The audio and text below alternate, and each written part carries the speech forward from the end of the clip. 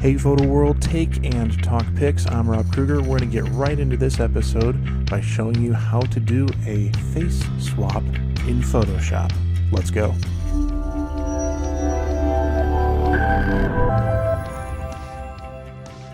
So here we are, we're in Photoshop. We have an image here of my beautiful daughter.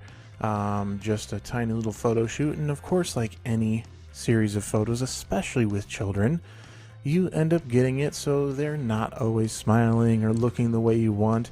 And sometimes you think, hey, you know what, why can't they have that cute little smile in every picture? And I really don't feel like that's the case for this session, that I need that, but just to show you how we can do that and achieve those types of things, we have the option here between these two photos to make that happen. So what I often find in my photography, you get great pictures of a bride on a wedding day and she blinks. Well, you can swap her eyes from another shot where she didn't blink, usually a close related picture in that same sequence, or at least that same lighting scenario is the best way to go if you can. If you can't, there are a lot of ways to go around that and still make it work. But for this case here, we're going to swap a happy face to a confused face of what are we doing here with these pictures. So let's see how we can do that. Basically, it's the smile that we're really going after. Her eyes are open and everything, but you can even see just the change in her eyes here and how much brighter they get with that smile. And just every little bit makes that difference. So what we're going to do is we're going to make a really rough selection. What I like to do is just get this square here, the little marching ants going around, and we'll take that, but we're actually, whoops, my bad.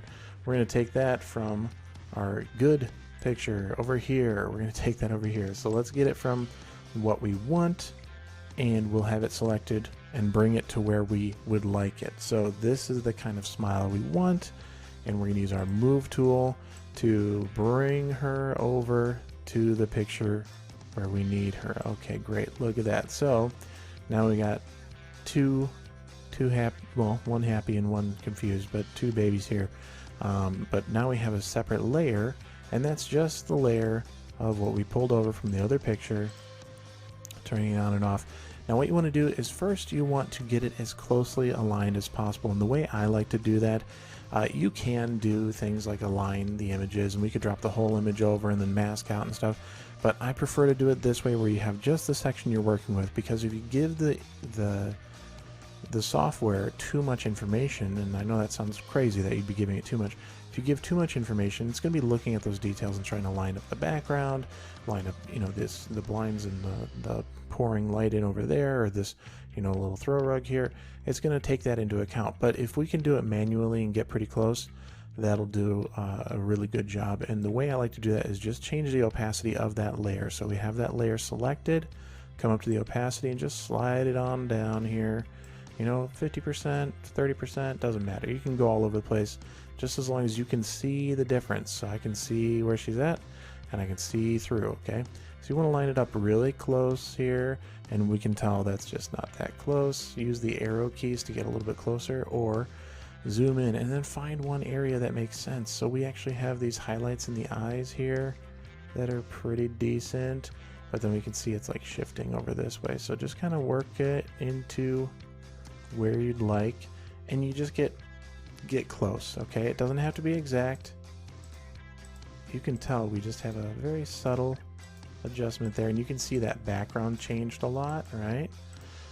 Okay, there's just a slight little motion in her, the way she's tilting or looking with her face there. We can bring the opacity back up, and look at that. We're done. No, we're not. Look at this. These lines are bad. You can totally see this cutout. It doesn't line up on here. All of that is a mess. So we do have a happy smiling face here, but we want it to be realistic and make sure it works for us. Now we can take this a step further and think, hey, you know what, our background is pretty simple here, pretty easy to work with, that we don't have to go too far. We can even keep that selection there, and with it being fully visible, just nudge it over a little bit, line that area up. That's pretty darn smooth. Okay, I like to click off there so we don't have to deal with the lines there. And then we're going to work with a mask. Now a mask will allow you to show certain areas of a layer and hide other areas. So what we do here, clicking on that layer 1, we can come on down to the bottom here and just do a quick mask here. So add a layer mask, just going to click on that, and you can see it adds this little white box off to the side. The way this works is you basically paint what you want to see or not see, and we do that through brush tool of black and white. So automatically when it adds a mask and you select that, it will go to a black and white option there, but you have to bring up the brush tool, okay? So bringing up that brush tool, and I got these settings from before here that I don't need right now. Bringing up that brush tool, we can see that the foreground color is set to black, and if that's the case, I can paint out what I don't want, and now we have that, you know, not happy face anymore, right? So we want to deal with what do we want, what do we not want. So there's a couple ways to do this, but an easy way is just bring that brush up and start to paint around the edges of what you don't want. So these obvious lines here, we don't want those obvious lines.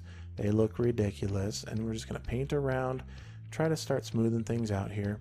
And I like to go all the way around the edge of my layer, okay? So even though we had a decent line up there, I'm going to go all the way around the edge of my layer with a nice, large, soft brush.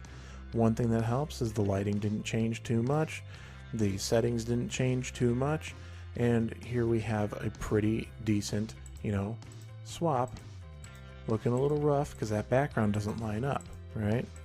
So we can get a little bit closer in our selections and how we do it. You can see the top of her head doesn't go down too much, but her shoulders seem to dip down a little bit. Okay, and you just kind of keep looking, clicking on and off, clicking on and off. That helps you a lot to kind of see and think it through. What you could really do here is get in with a nice selection on that particular layer, and just a great tool that we have right now is the select subject option. So you can use quick select here and do your selecting the subject. And now that we have that selection there, let's make sure we can kind of refine the mask a little bit. So we're going to, select and mask. It's going to be refining this selection so it's a little bit of a softer selection. I have these settings from previous uses, and I've found that they work really, really well here when we have these different settings. Transparency at 100, radius at 0. We're going to go smooth at 5, feather at 5, contrast 5%, shift edges -5%. And you don't have to go with this, but I've found they work really well. I'm just going to click OK. And in that, you can't even tell because the way these things work, it just gives you the one line. But now we have this really good selection that if I paint on the outside, then it's going to be just soft enough on the edges that it doesn't look funky on this mask, okay? Right now we have this selection here, so we need to invert the selection. Control-Shift-I, that'll get us an inverted selection, and now you can see everything except for this area is selected. So now I can take that brush tool, again set to black and on my mask, and I can just go around here. Oh, we got a nice little problem there. Oh, we got a problem there. Look at that. See why this can get a little bit confusing? See how we have kind of the background image coming through, and she's got an extra ear now. We don't want that. We can see how her dress doesn't line up very well, and we don't want that. Is this where we want to go? I don't know, probably not. Let's take a look at a couple things here. I'm going to deselect the selection there. Just Control D will do that. And then I'm going to Alt click on the mask, and you can kind of see where our selection is at. But what I want to show you is this nice soft gradient rather than a hard edge of white and then black. It's a soft edge around it, which helps in our selection, and that's what that selecting the subject and then select and mask option did by creating just soft enough of an edge there. And my goodness, you can see how bad this brush is going on around here, and we can even get in there and just kind of clean it up so you can get through that stuff there a little bit. And you go in there, get detailed, refine it however you'd like. I know a lot of people who are really particular about their masking, that it's kind of, I don't want anything, even though we know there's no information, I don't want anything showing that isn't part of the image that I want, or the portion of the image that I want to be coming through there. So they'll even go as far as, you know, bringing out you know, a huge brush and selecting all the way around it and just making sure that everything around it is not part of the story anymore.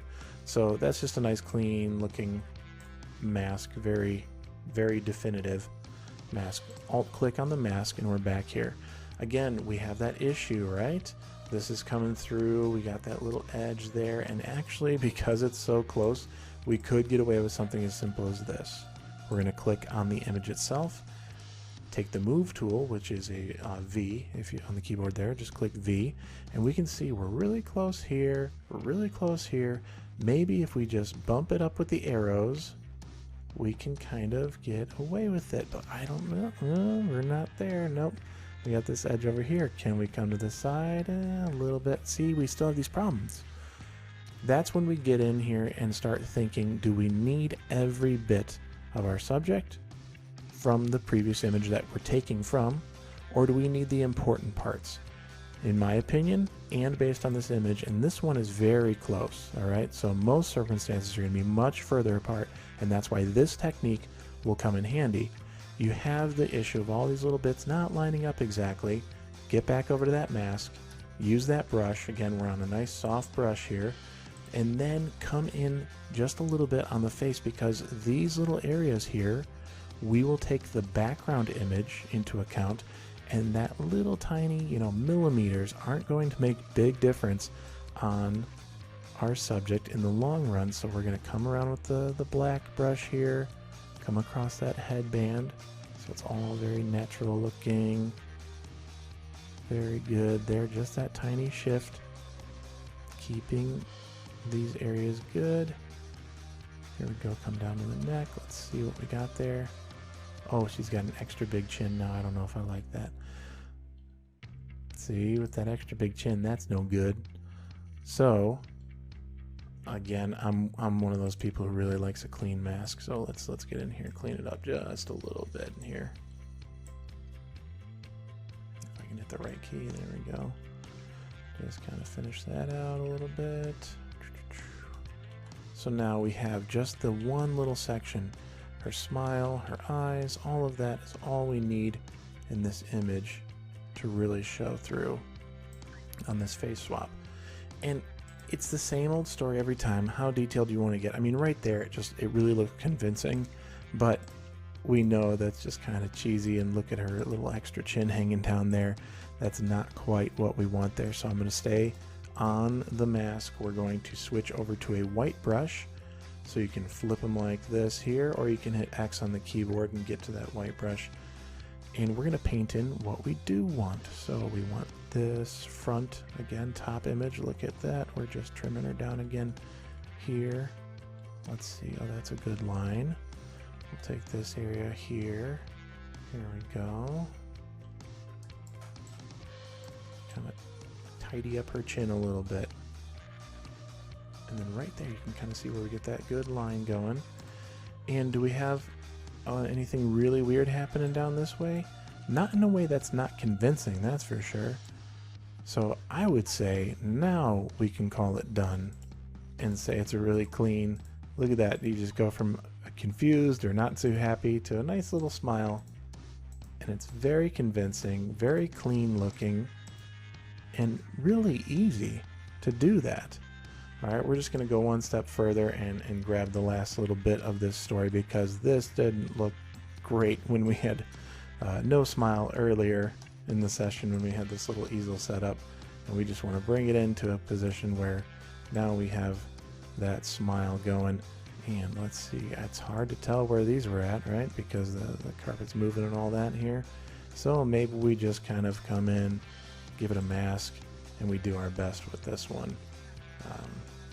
So I'm on a white brush, I want to flip that using X, and we just kind of paint it in and kind of work with the difference in the blur there. Actually, this image is a little bit brighter, and you can see the difference in the grays.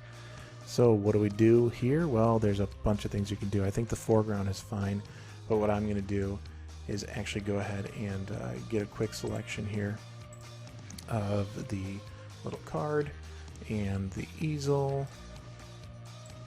And it doesn't have to be exact because it's pretty clean edges that it should do pretty well for us anyways. It doesn't have to be exact, and then I go and try to get really exact, right? That's annoying. So we're just getting a little bit more in there. We're going to invert the selection, Control-Shift-I, and we'll use that brush tool. And it's on a soft brush so we can get close but not have to be right in there.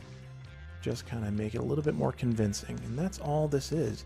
It's really taking information from one image, bringing it into another, and then hopefully using the best pieces so it's a little bit more convincing for your viewer, in which case it's you know, me and her mother, my wife, going ahead and wanting to have a cute little 7-month-old picture of our daughter. Let's see where we came in here. We went from, you know, confused, and really she wasn't that confused. She smiles all the time. I had a different lighting setup and she couldn't stop staring at the lights and trying to learn what they were and what they're all about. So that's really where the confusion came from. And then every once in a while it was like, oh yeah, look at the camera and smile. So you know, her father's a photographer. She smiles all the time. She knows what to do when there's a camera, but it was the new lighting setup that kind of threw her off on this one. But we brought in those lights, confused her a little bit. We did catch a couple smiles that we could always bring over for these other images. And when the props don't go well, or the baby wants to take them and eat them and throw them around and stuff, you know what? Just grab it from another photo so it looks good. And we have the after right there. And we came from this before. See? It's a good accomplishment to be happy about. Take and Talk pics. Tune in next time.